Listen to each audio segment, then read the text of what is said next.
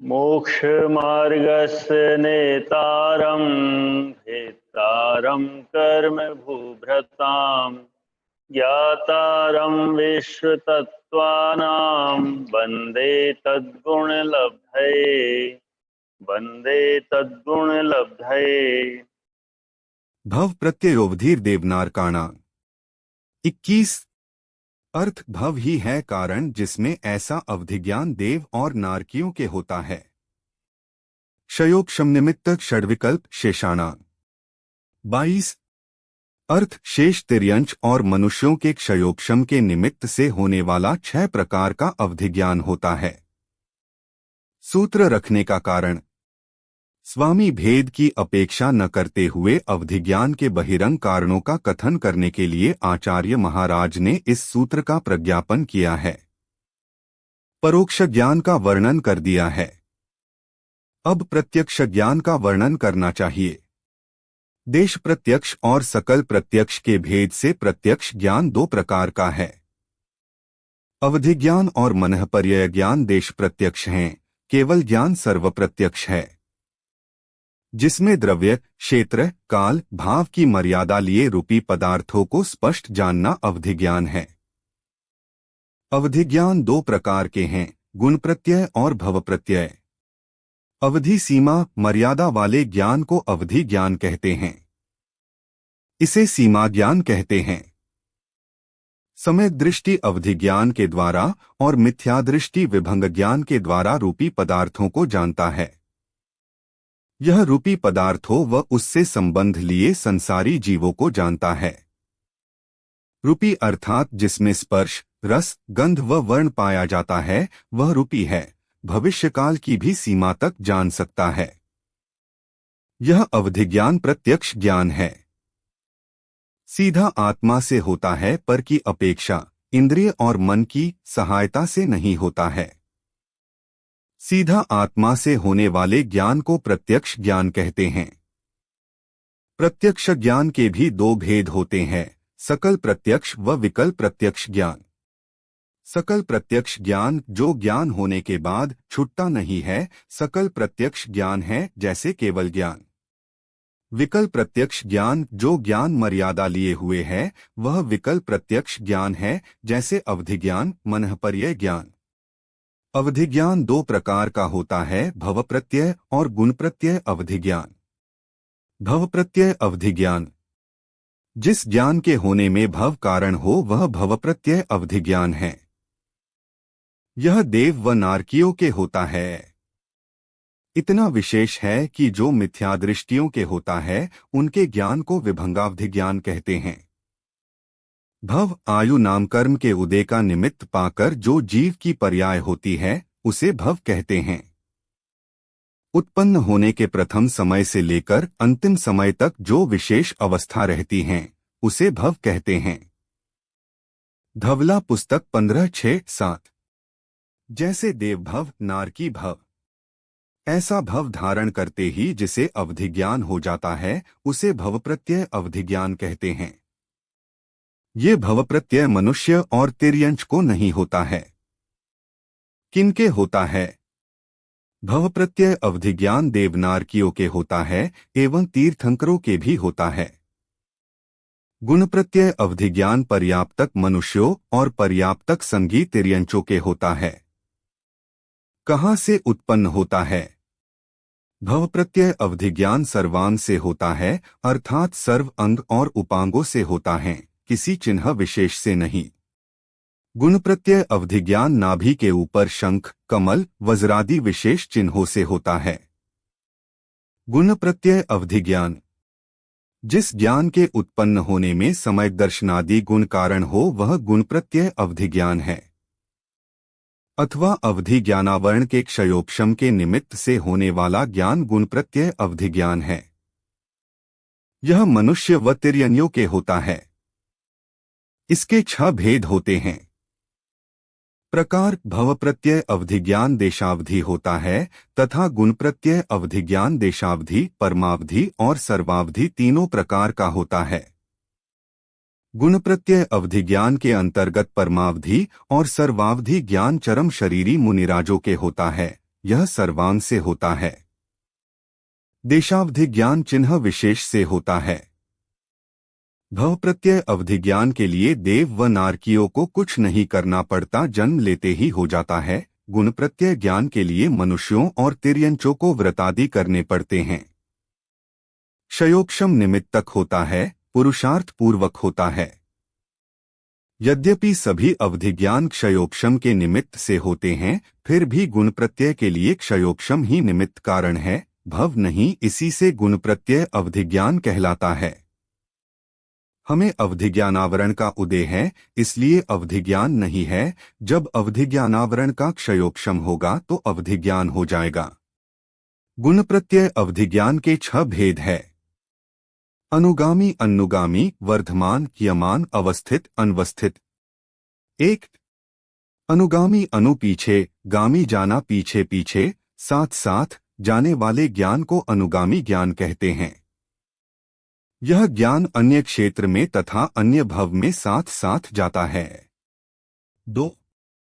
अनुगामी, जो ज्ञान अन्य क्षेत्र या अन्य भव में साथ ना जाए उसे अनुगामी ज्ञान कहते हैं। 3. वर्धमान, बढ़ता हुआ, जिस ज्ञान की विशुद्धि द्रव्य, क्षेत्र, काल, भाव में बढ़ती जाती है वह वर्धमान ज्ञान है। 4.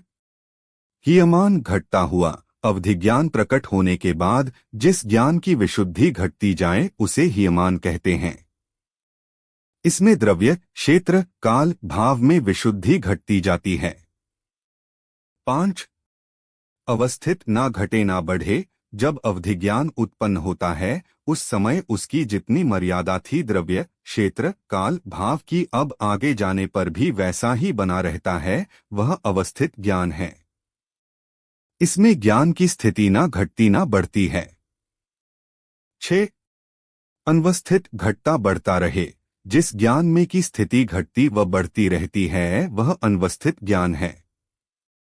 ये 6 भेद गुण प्रत्यय के होते हैं। भव प्रत्यय में इस प्रकार के भेद नहीं होते हैं, क्योंकि भव प्रत्यय में भव ही कारण है। वहां अनुगामी अनुगामी की कोई बात नहीं है। इन गुण प्रत्यय में अनुगामी और अनुगामी के 3 भेद और है। 3 प्रकार के अनुगामी अवधि ज्ञान है: क्षेत्रानुगामी, भवानुगामी, उभयानुगामी। क्षेत्र अनुगामी अन्य क्षेत्र में गमन करने पर भी नष्ट नहीं होता। जिस व्यक्ति के जिस क्षेत्र में अवधि ज्ञान उत्पन्न हुआ, जब वह अन्य क्षेत्र में जाता है तब उसका अवधि ज्ञान साथ में जाए तो उसे क्षेत्रानुगामी कहते हैं। भवानुगामी एक भव से दूसरे भव में साथ जाने वाला भवानुगामी है। उभयानुगामी क्षेत्र परिवर्तन या भव परिवर्तन करने के बाद भी अवधि ज्ञान का साथ में जाना उभयानुगामी अवधि ज्ञान है। अनुगामी के अनुसार ही अनुगामी के 3 भेद है: क्षेत्रानुगामी, भवानुगामी, उभयानुगामी। क्षेत्र व भव अवधि ज्ञान के 3 भेद और भी होते हैं: देशावधि, परमावधि, सर्वावधि ज्ञान। देशावधि यह ज्ञान भव प्रत्यय और गुण प्रत्यय दोनों होता है। यह चौथे गुणस्थान वाले जीवों को भी हो सकता है। संयमी या असंयमी के चारों गतियों के जीवों को होता है। उत्कृत रूप से सकल संयमी के होता है। यह प्रतिपाती होता है, होने के बाद छूट भी सकता है। देव व नारकियों को होने वाला अवधि ज्ञान देशावधि ज्ञान ही होता है। परमावधि व सर्वावधि ये ज्ञान गुण प्रत्यय ही होता है। यह केवल भावलिंगी मुनिराजों के होता है। ये ज्ञान अप्रतिपाती है, होने के बाद छूटता नहीं है, केवल ज्ञान में परिवर्तित हो जाता है। तद्भव मोक्षगामी के होता है, चरम शरीरी महावृत्ति के। भेद देशावधि व परमाधि ज्ञान के असंख्यात लोक प्रमाण भेद है। जघन्य भेद से लेकर उत्कृष्ट भेद पर्यंत अवधि ज्ञान के जो असंख्यात लोक प्रमाण भेद हैं वे सभी द्रव्य, क्षेत्र, काल, भाव की अपेक्षा से प्रत्यक्षत्यारूपी पुद्गल द्रव्य को जानता है। स्पर्श, रस, गंध, वर्ण को जानना है। कदंचित जीव भी रूपी पुद्गल कहलाता है। औद्गालिक कर्म के संबंध के कारण जीव को रूपी भी कहते हैं। कर्म की दशाओं को, उसकी घटनाओं को अवधि ज्ञान जानता है। किंतु सर्वावधि ज्ञान में जघन्य उत्कृष्ट आदि भेद नहीं है, वह निर्विकल्प एक प्रकार का है। कुछ अलग से स्वाध्याय के लिए, जो भव प्रत्यय अवधि ज्ञान है वह नियम से गुण प्रत्यय भी होते हैं, किंतु जो गुण प्रत्यय होते हैं वो भव प्रत्यय हो कोई जरूरी नहीं। देवनारकियों को जो भव प्रत्यय अवधि ज्ञान होता है उसमें भव की प्रधानता कारण होने पर भी उनके अवधि ज्ञानावरण कर्म का क्षयोक्षम है, तथा ये क्षयोक्षम का होना गुण प्रत्यय कहलाता है। लेकिन यहाँ गुण की प्रधानता नहीं होती, भव की प्रधानता होती है, इसलिए भव प्रत्यय अवधि ज्ञान कहते हैं। यहाँ पर जन्म लेते ही अवधि ज्ञान हो जाता है। यहाँ पर अवधि ज्ञानावरण का क्षयोक्षम का कारण तो होगा, लेकिन व्रतादि की विशुद्धि की कोई आवश्यकता नहीं है। वहाँ पर कुछ नारकी कम क्षेत्र को जानते हैं, कुछ ज्यादा क्षेत्र को जानते हैं, तथा कुछ नारकी बहुत अधिक क्षेत्र को जानते हैं। यहाँ पर जो हीनाहीनता आती है वह गुण प्रत्यय के कारण आती है। मनुष्यों में तीर्थंकर के जीव को भव प्रत्यय अवधि ज्ञान होता है, ये तीन ज्ञान के धारी होते हैं। वैसे तो उनको भव प्रत्यय भी नहीं है, क्योंकि भव प्रत्यय उसको कहते हैं जो जन्म लेते ही नया उत्पन्न हो, लेकिन उनके तो पिछले भव में भी अवधि ज्ञान था, वहां से लेकर आए हैं, तो नया तो अपन्न हुआ नहीं, तो उनके अवधि ज्ञान को भवांतर अवधि ज्ञान होता है। क्योंकि वे या तो स्वर्ग से आकर या नरक से आकर जन्म धारण करते हैं, सो समय दर्शन और अवधि ज्ञान युक्त ही जन्म लेते हैं, न कि यहाँ पर अवधि ज्ञान प्राप्त करते हैं। अवधि ज्ञान रूपी पदार्थों को जानता है, अर्थात वर्ण गुण हो उसे रूपी कहते हैं, तथा जहाँ वर्ण है वहाँ स्पर्श भी, रस भी, गंध भी होता है। पुदगल परमाणु से मिलकर बने स्कंध कारमाण वर्गणाएं द्रव्य कर्म संसारी जीव भी रूपी है। 5 भावों में से 3 भाव रूपी है तथा 2 भाव अरूपी है। रूपी भाव औपशमिक भाव, क्षायोपशमिक भाव, औदायिक भाव। अरूपी भाव क्षायिक भाव, पारिणामिक भाव।